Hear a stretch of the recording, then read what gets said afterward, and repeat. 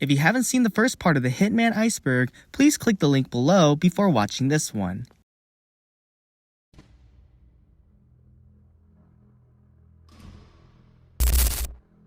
Layer 5. That's not the Dexy we knew. This is referring to the fact that in the Mendoza map, the voice of Dexy Beret, the music producer last seen in the Bangkok map, is not the same as the one in the first Hitman game. In Hitman 1, she is voiced by Tracy Lords, and in Hitman 3, she is voiced by Shea Hall.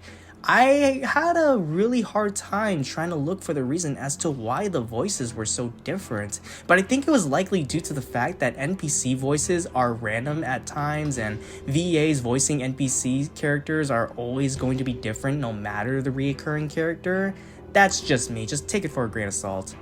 There's technically an airport level already. We talked about the fact that Hitman is not known for having any airport maps. Well, it turns out there technically is one. The only map that does take place within an airport can be found within Hitman Go, a mobile game map which features an airport map seen here. It just sucks that the only way to play this map is basically through a mobile game that looks like this. Hitman TV Series. In 2017, it was announced that a Hitman TV series was going to be in the works. This series would air on Hulu and would be written by Derek Kolstad, known for writing the first 3 John Wick movies. Adrian Ascari and Chuck Gordon would serve as the series' executive producers. Funny enough, those two were involved with the production of the previous 2 live-action Hitman movies.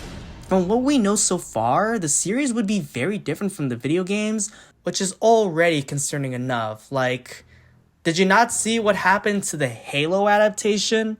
Holy crap, I just remembered there's a live-action Halo series out. Oh my god, that was terrible. Anyways, at the time of this video's recording, we have no clue who's gonna star in the show, let alone who will be directing it. So as far as I know, this series is stuck in development hell. Dawood stands.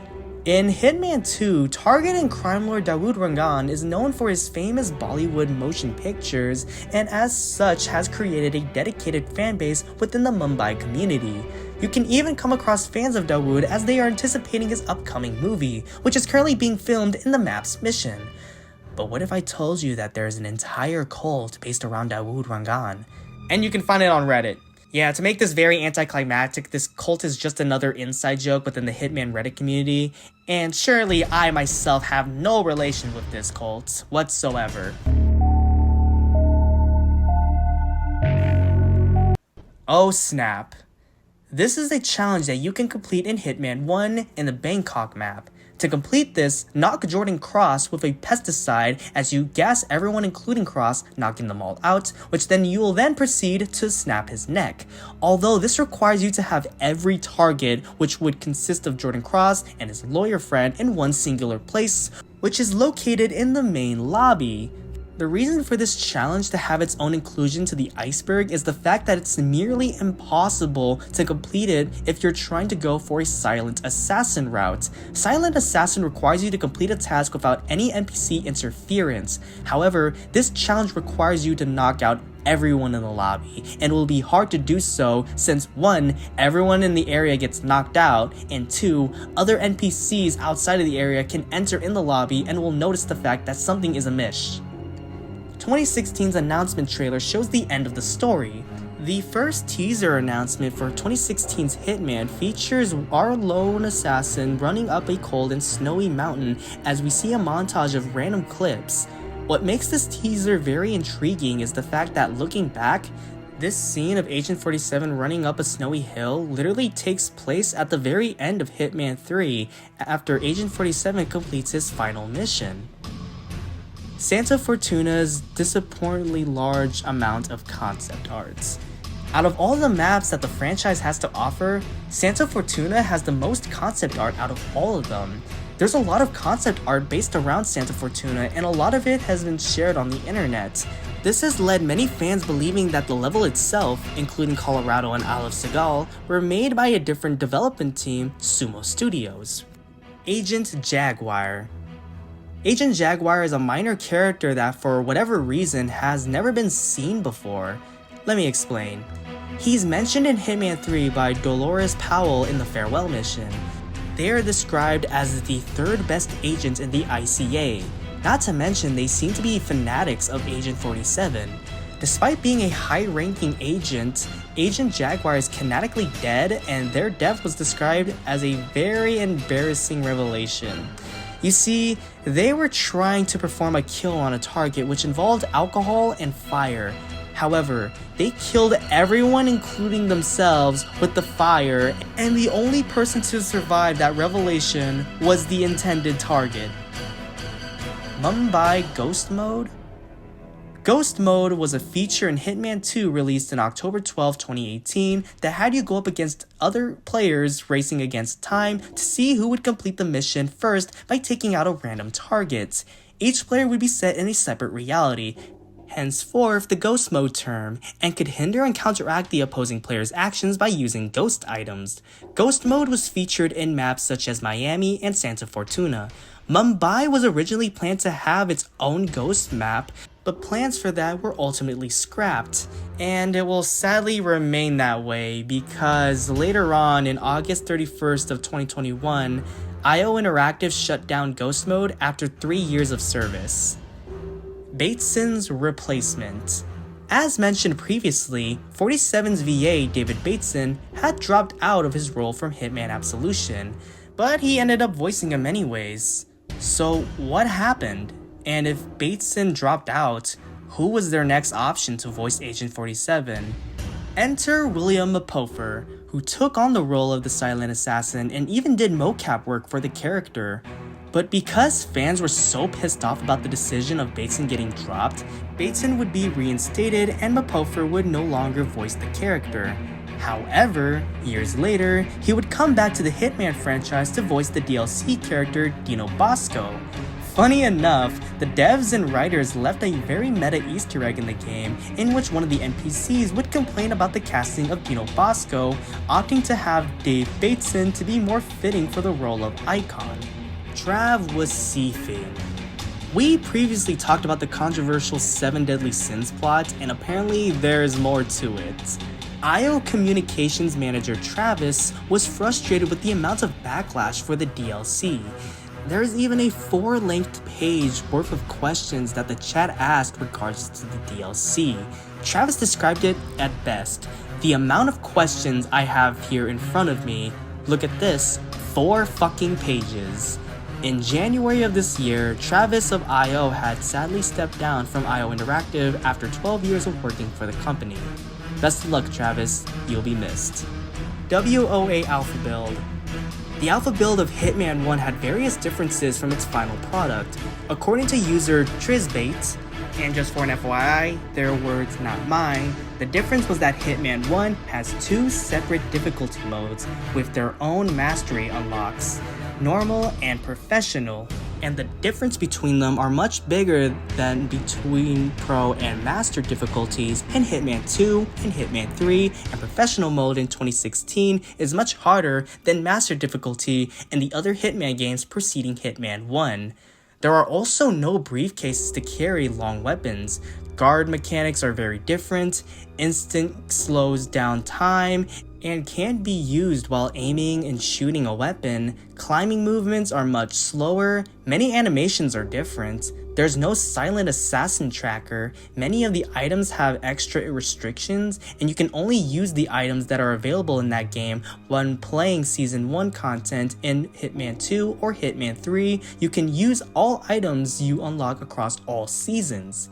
In some cases, there are changes to map designs. Colorado had added bushes you can hide in, but for some reason, none are in the alpha build of the game. Some of the escalations from Hitman 1 were never ported to Hitman 2 or Hitman 3, so they remain exclusive to that very version. Also on the PlayStation, there's even an exclusive Cervero 6 campaign. Yame yame.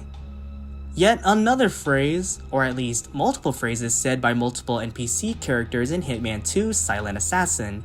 In the mission Hidden Valley, a group of guards can be heard repeating this phrase over and over if you encounter them. And yeah, that's literally all they say. Yame! Yame! Yame! Yame! YAME! YAME! YAME! YAME! YAME! Where's Baldo? This is a parody of Where's Waldo, but with the characters and settings from the Hitman games. This is more of a community thing, as there are various images of this game that community members participate in, and of course, Baldo is referring to Agent 47. Alma Reynard's daughter. In Hawke's Bay, players can find out that Reynard has a daughter named Mercedes. Reynard and Sean Rose from the Freedom Fighters map are biological parents of Mercedes, and she's only mentioned through passing. If Alma goes to bed, she'll receive a call from Mercedes, which sadly confirms that during your operation there, Mercedes was celebrating her birthday and her parents just so happened to have missed out on it. Sadly, it seems like the relationship between the mother and daughter was more or less an accident, as Alma can be heard stating how her pregnancy with Mercedes was an absolute mistake. Mercedes is taken care of by Alma's sister, Celia, who disapproves of Alma's criminal activities. Even after eliminating Alma, it really leaves a bitter taste knowing that you just killed a mother, despite how she treats Mercedes. Well, no one said Hitman was a happy game. Layer 6. Colorado was originally going to be an industrial plant. The original Colorado map for Hitman 2016 wasn't going to be a farm, but rather a power plant that could be seen in the game's alpha build. The footage that you're seeing right now is what the map would have originally looked like. The change was likely due to the fact that Sumo Digital had a hand in the development of the map, while IO Interactive had some partial involvement with the map's conception. Cure item / virus game mode. Hitman has a ton of cut content, but one of its most significant items and weapons come in the form of cure-related items. These range from remote cure range gas devices, remote cure gas small range devices, proximity cure gas medium gas range devices, cure-coated coin, and the Calmer 3 cure gun. Not much is known about the usage of these items, but the cure-coated coin does have footage, as you can see up on screen, in which if an NPC were to pick it up, it knocks them out. It's also likely that if these items were to be useful for the Sapienza map, which involves you destroying a virus, it would have originally implied that eliminating targets carrying said virus would have been an option. Hitman Blood Money Vegas. Hitman Vegas was a 2007 mobile game that was a tie-in to Hitman Blood Money. It's basically a mobile version of Blood Money that has 8-bit graphics and a top-down gameplay style. This game has been forgotten about by the Hitman fandom for many reasons. It was received pretty poorly and has a 5.5% out of 10 on IGN. While the visuals look pretty cool in concept, presentation-wise, it doesn't capture the Hitman experience quite the way most people expected. 47 legitimately had a love interest. You'd think this would refer to someone like Lei Ling or even Diana Byrne, but actually it's neither of them. 47's love interest isn't even in the games, but rather a novel titled Hitman Damnation. This is the second novel based on the Hitman games that was released during the time of Hitman Absolution's release and serves as the game's prequel. Agent 47's love interest in question is a woman by the name of Helen McAdams, who works for the Church of Will, ran by Charlie Wilkins. 47 goes undercover as Stan Johnson, and during that time, the two form a very unexpected relationship. We learn about her past, and it's revealed that Helen's parents were killed in a car crash, and much later in her life, her sister succumbed to ovarian cancer. She became addicted to drugs in her adulthood with multiple relapses, but would soon join the Church of Will to find herself again. The two characters end up falling in love for each other, which is quite odd since, again, 47 is not known to showcase any form of romantic, let alone sexual affection for others. Despite them hitting it off, this didn't last long, as 2 weeks later, their relationship ended up falling out upon realizing that Helen discovered 47's true identity. This didn't get any better, as later on in the story, Helen is shot in the chest by a new model army member during the Wilkins rally riot, and to put Helen out of her misery, 47 is the one to do so. Afterwards, he takes out Charlie Wilkins. Despite how dark Hitman can be, it really sucks to see a character with a ton of backstory get the worst fate in the lore of Hitman. Not to mention the fact that this was one of the few times where 47 felt human and actually showcased an emotion not seen a whole lot in the franchise, aside from being a part of that church that we mentioned earlier in the iceberg. The Sapienza Meth Lab. Dissecting even more Cut's content, Sapienza was originally going to have a secret meth lab in the map, originally as more or less just a bonus side mission. Unused files of the game contain not only a meth lab, but NPCs relating to it, specifically one by the name of the Chemist, who was actually a target for this side mission.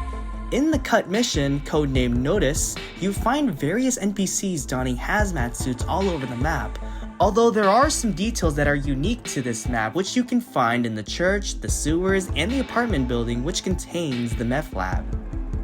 The heartwarming story of Jeff. Jeff is a reoccurring NPC character that can be found throughout the Patient Zero side missions. A member of the Liberation cult, their story is quite tragic in nature.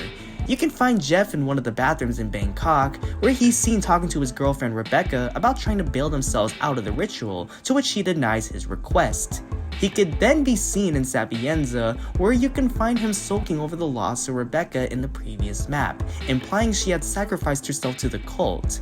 In said mission, he will then try to end his own life by jumping off of a cliff, but you can prevent that by subduing him. Him surviving results in Jeff appearing in the Colorado map, where he can be seen infiltrating the militia compound, trying to end his own life, yet again, via burning himself inside of an oil drum, but you can explode the oil drum before he can enter inside, which again is necessary if you want to see him appear again, next in the Hokkaido map. If you enter his hotel room in Hokkaido, it contains a letter in which remarks that his luck of not dying was a sign that Rebecca had become some sort of guardian angel, watching over him in the afterlife. A very heartwarming tale indeed. Hitman 2 Christmas Game. This was a holiday flash game to promote the release of Hitman 2 Silent Assassin. The plot centers around Santa's elves plotting to ruin Christmas, to which Santa hires Agent 47 to eliminate his employees before the holiday season could be ruined. You will be tasked to then murder the crazy elves with your silver ballers before going up against the axe-wielding elf boss, who, after defeating him, Santa will arrive in his sleigh and run the fucker over, finishing him off with Rudolph pissing on the elf's corpse. This is one of the weirdest tie-in games to any Hitman-related media ever. Santa would then appear again in Hitman 2016 in the Paris Holiday Hoarders map. I honestly wouldn't be surprised if that flash game was also canon too. Put a hit on your friends. Oh boy, I remember this. To promote Hitman Absolution, Square Enix released a Hire Hitman app on Facebook, which allows you to make fake hits on your Facebook friends. The app allowed users to create personalized videos on their targets and would provide a drop list of reasons as to why these targets are being eliminated for. This made it even worse because by releasing this video, the default captions that share it title, "I hope you get killed by a hitman." Of course, this didn't go so well, as many people unfamiliar with the Hitman franchise believed that what they saw were actual hits on their lives.